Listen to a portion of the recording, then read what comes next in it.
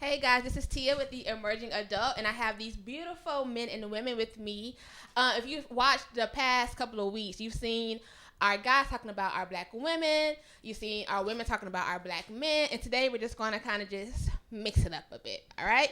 So we're going to have them introduce themselves, and then we will get started, starting with Bunny. Hi, I'm Bunny. I'm Demarion. I'm Candace. I'm Jacoby. I'm Tarisha. And I'm Rashad. All right, so let's get started. All right, so what is so special about the black culture? Could they say we are often imitated, but we're never duplicated? So why do you think that is? Like, what's so special about our blackness? I think because nobody can do black like black. True. Black is quite literally the foundation of this country. So, Period. I love that. Yes. I think it's more so. It basically was tried to be oppressed to the point where as if it turned out so beautiful.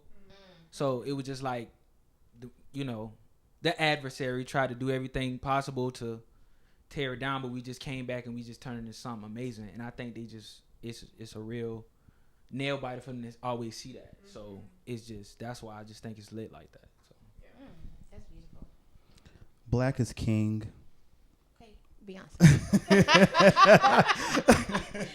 I'm just kidding. Go ahead.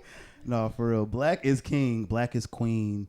Black is everything is supposed to be, and no one outside of that spectrum can imitate and duplicate it the way that we can. And I love that you said that because we can see our greatness, but other people kind of really can't. So what's a stereotype about black women or black men that you hear a lot and you're just like, you're not with it? I think for me, it's the angry black woman.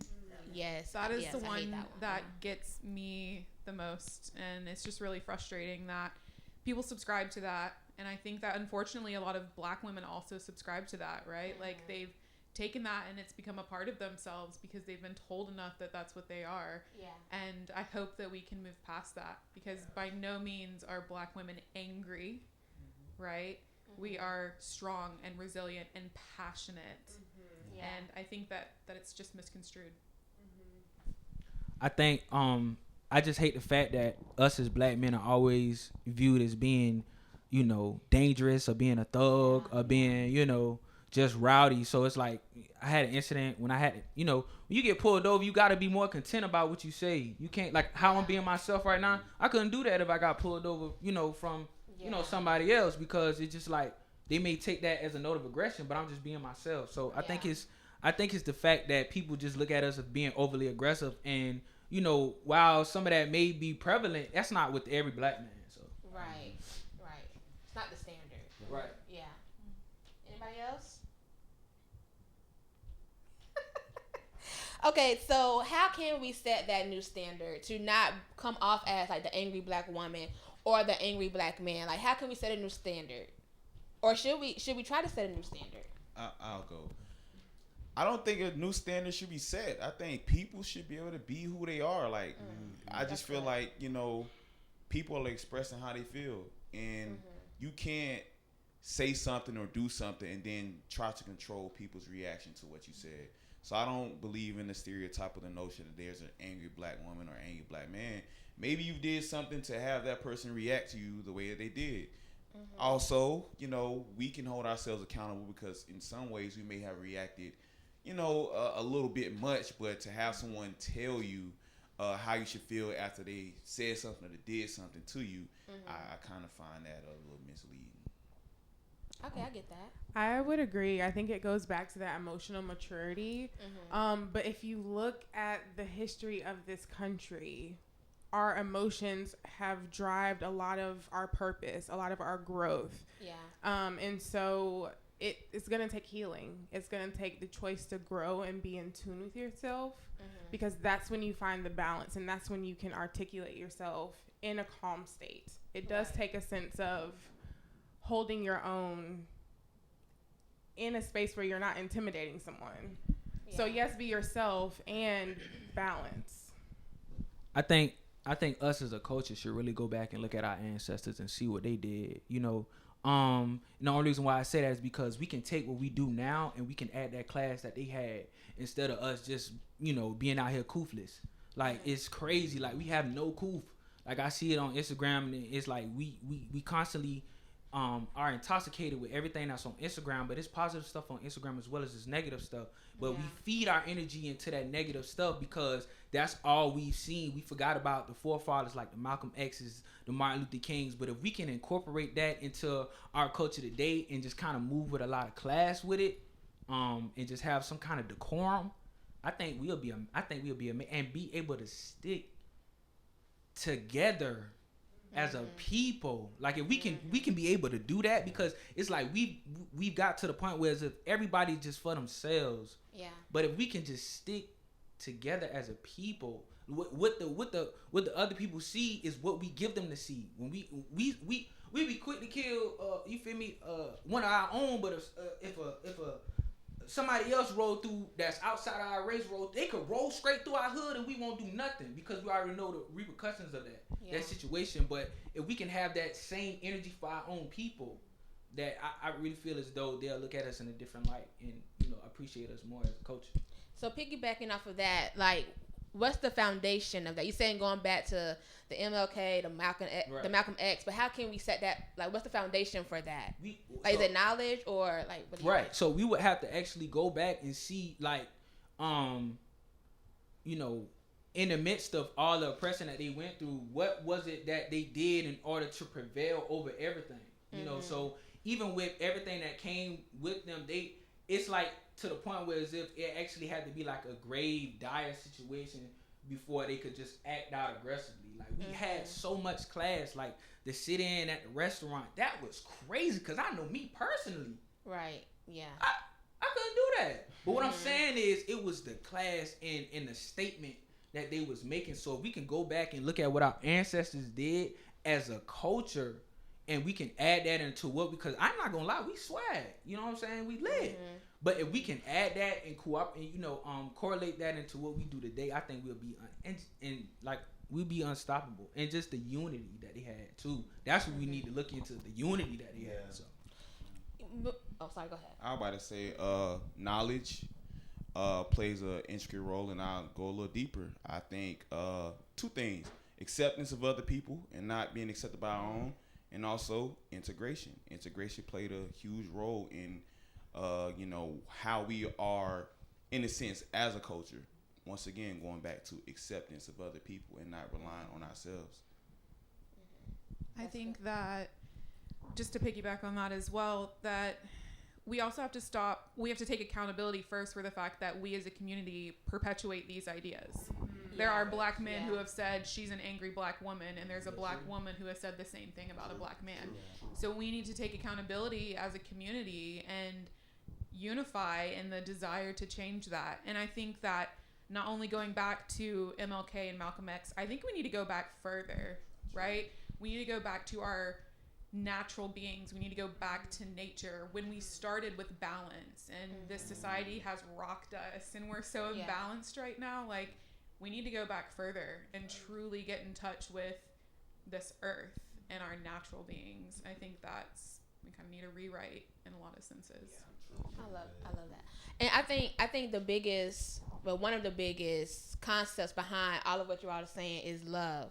And we know black love is just, it's everything. So what is it about the black love? I think one of you all said in the girls panel, like, love is the foundation of like healing and all of that. And that's what we're talking about right now, is the healing the culture, healing ourselves, each other. So I can't describe it, but what do y'all think is just so beautiful about black love and how we give that love? I think with the love that we give, I think it's just I just see like it's a lot that stems from that. So it's a lot that can grow with me loving on a woman, and she's doing the same thing in a balanced aura. So it's just like, I think when it's clear and you're in a balanced aura with that person, I just feel as though it's a lot. It's so much, like the sky's the limit to how much can grow from that. And so that's all I see, because I've seen that in my church. I've seen that, and I'm talking about a full lineage. And we did not. That's just talking about the biological part. But if we get on a whole nother level as far as, you know, a mental state, an emotional state, a spiritual state, it's so much that can grow. And it's so, the fact that when we're in that balanced area and it's clean, it's just like the synergy, like we're so in sync. To it's just like it's amazing. Like I've seen that on basketball courts with dude to do the same thing the other dude was doing. And I'm like, yo, if we could just, and that's not even, I don't even know, well, 9 times out of 10, if they'd been playing with each other for years as a brother, they love that man. That's their brother. So if we just talking about just that, when you get to like an intimate level, man, female, male, the way that can grow, it's just amazing. I just think it's crazy. But I think even outside of like the romantic love, even platonically, like what you were saying on the basketball court, like love can come in different forms. And so I even for myself, like platonically, I know like my friends' love have healed me in areas, and just it's indescribable, you know. So it's just like outside of romantic, I mean romantic love too, but like, even like friendship love, co-worker love, you know, just in general, black love. Black love is unconditional. That's really what it is. And so when you look at us as a culture, we've accepted everyone. We've raised the white man's kids. And then we fuck with them at school, you know, like was I allowed to cuss? Go ahead. Sorry guys. It's a free space. Go Thank ahead. you. But seriously, so thank you. See the unconditional love right there. It's You the good, space queen. to be. Passion of the black woman. Thank you. Yeah. It's quite literally the space to be yourself and to flourish in that. To grow, we bring culture, we bring the spices to their cabinets. Okay. Yes. So No, we are truly loved in our food, in our movies, in our music, in our fashion. It's unconditional. I believe black love is like an entire renaissance of just a culmination of different things. Like I love what you said about the seasonings in the cabinet and raising the white kids and just being everything we need to be to provide community and like stability within that community. So I love black love. I love romantic love, platonic love. I'm a lover at heart. I'm a lover of love. Yeah, me too. Very poetic. I think that Yeah. I think that as a black community, we have given ourselves permission to love. So we're more open to love. So we're more open to showing our originality. We're more open to showing our personalities. We're more open to other cultures as well. So just given ourselves the permission to love other people, to love ourselves, to love our partners, that can generate more love. I agree. I love that. I do too. So if you can tell the other side, well, you can tell each other, not the other side, each other, something that you feel like they don't recognize as a black man or a black woman within themselves, what would you tell them? Or yourself as a black man or a black woman that you feel like you don't recognize about yourself? I think that one thing I did not recognize for a long time is that as a black woman, I am a creator being. So part of what I do is to create. Yes. That's love, that's healing, that's space, that's family, that's partnership, whatever that is I have the innate ability within me to create. And so embracing that has been such an incredible journey. And so I say that to all black women, you are creator beings, plain and simple. There's nothing else you need to do. You're already that. Oh, that's good. Don't inflict anything from the past into anything in the present. And the only reason why I say that is because I've done that. So it's like, if you need to take time away before you jump into anything, do that. And I know this is just one specific topic, but that I'm speaking about. But don't clear yourself first. Clean yourself first before you you try to go in and do, even if we talking about platonically,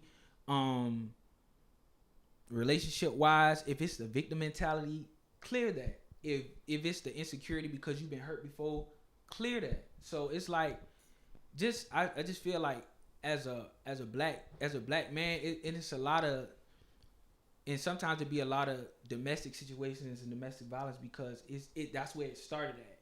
He didn't know what was going on. He took from the past, brought it there, projected that on her. Now he slapping her upside the head because he think that she out here doing something that she not doing because that's what the last shorty did. So it's just like, I just feel as though us as black men, we need to I just think we need to cleanse and we need to detox from whatever past before we come into any present situation, because we could kick ourselves in the foot. It could be like a job related. You think just because dude fire you gonna go in there and quit. He probably was trying to give you a promotion. You know what I'm saying? You never know because you just holding on to stuff in the past, and that's what we need to fix. Tap into the power, to your power. Yeah. I would say me as a black man from birth, the odds are stacked up against you, and still make a way out of no way. Regardless of your situation, you have the ability to change your situation, and you have the ability to change the future of your generation as well. That's good. I would say that a growth mindset is key. And when you know that you can grow through anything, then you are okay sitting with yourself and acknowledging the things that have hurt you in the past. Being okay sitting with those emotions because they do hurt and we avoid them. And when we avoid them, we can't grow. We can't come together as a culture, as a community. We can't build families and be mothers and fathers and lovers and friends. We can't do any of that if we actually don't sit with ourselves. So if we are asking what do we need to do as a black community, as a black self, as a person, as a being, it's to heal, not to acquire all these things. Like every year we're just acquiring, we're buying more, we're doing things, we're going so fast, but we're supposed to be sitting down. We're supposed to be sitting still and processing and really figuring it out. It's okay. It's okay to go deep. It's okay to cry. It's okay to have a safe space. I can add to that, to the point I think earlier about healing. When you don't have that space to heal, you kind of use those things to kind of like hide the pain or the trauma that you've been through. I'm one of those people. I stay busy. My mind is always going all day, all night. I'm thinking about other things to do to not have to deal with certain things. Does it help? It does, but once you sit and you start thinking, that's when you have to take that time out to get healing, and that's why therapy is also needed. Yes.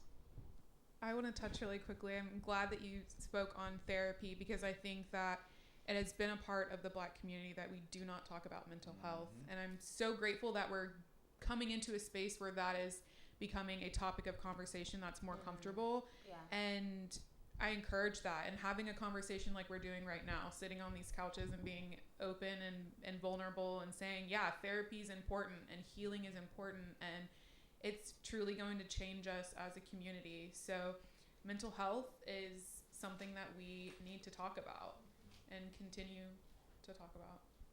I agree. Yeah, I agree with all of that, therapy included. I actually have not I haven't been in therapy, but I have friends that have shared their experience of going through, sessions with their therapist, and it's been beneficial to their lives in so many impactful ways. And I enjoy the fact that we talk about mental health because there's like a stigma surrounding it, as if it really does not matter as much as any other part of who you are as a person. Like the mental is like the gear shift for every other place in your body and your mind and everything.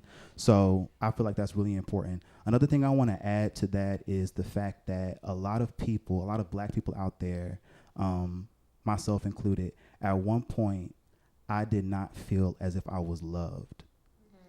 I didn't feel as if I was loved the way that I needed to be loved, because there were a lot of people that, even like in family and my family, as far as like friends, they assumed that everything was okay because of the way that they tended to provide in ways that was kind of general, but you have to be very specific as to how you love someone. But that's also our responsibility to like let people know how we want to be loved or should be loved, because they'll never know if you don't say anything. And I think I was in that place for a minute, feeling as if, you know, I just wasn't receiving the love that I guess, quote unquote, deserved. But because we're all deserving of love, and receiving it, and as well as giving it. But I had to get out of that space and think about the fact that it's necessary for us to be like nurturing beings, right? So just being supportive of one another and, you know, coming together and showing that we can love each other properly in the ways that we need to be, in the ways we need to. I mean, because we are love in a sense. Yeah, I mean, we are love. we are love. And before we wrap this thing up, I want to show ourselves love and show our viewers love. So I want everybody to give one affirming statement or one affirmation, to just a general one, to our viewers, to each other, about our blackness, about loving ourselves, about just being who you are and being comfortable in that. Well, I would just like to say to the black community that you are enough. As long as you show up and put your best foot forward, you'll tap into a potential that you didn't even know you had. So just show up and give your authentic self. I really enjoyed the affirmation that I have everything I need within me. You stole mine. So I'm gonna think on mine. I really want to give a good one. That's a good question. Or are there affirmations that you tell yourself? I would say I don't really call it an affirmation, but I believe in, as a culture, as a person, just keep it pushing. No matter your situation, no matter what you're going through, just find ways to get through it and just keep pushing. Ain't nothing better. Like, ain't nothing better. Like, you see, ain't nothing better. You, us, ain't nothing better. That's it. We it. Ain't nothing better. For real. That is a drop mic moment. Yeah. Right, like, enough said. You're more powerful than you realize. That's all I got. Because you are more powerful than you realize. Like, there's strength within you. You just got to find it. Can I say another one? Go ahead, girl. Give yourself grace. That is Just as God gives us grace, give yourself grace. And others. Yeah, about to say and each other. Yeah. Okay, I have one now. Okay, go ahead. So I will say, for the black culture and anyone, that energy affects your energy. Okay, Oh, I like so I like that. I like that. That's thank good. you. It intuitively drops down. Thank you. I know, right? This No, but seriously, so everything is energy. So what you eat, the music you listen to, the people you associate yourself with, the jobs that you're choosing to work, they all affect your energy. So as you're healing, as you're growing, as you're acquiring these relationships, think about what they're giving to your energy, but also what you're giving to them, and find the balance. I love that. Thank you for that. And I think mine's going to be, you are loved and you are worthy of love. And like he said, this is it. This is everything. We it. But I want to thank you guys for participating in our panel. We want to thank you for watching. And thank you for just loving on the emerging adult. I really appreciate all of the love and all of the feedback and support you have given me over the years. And we lit, and we are out. That's it. Bye, guys.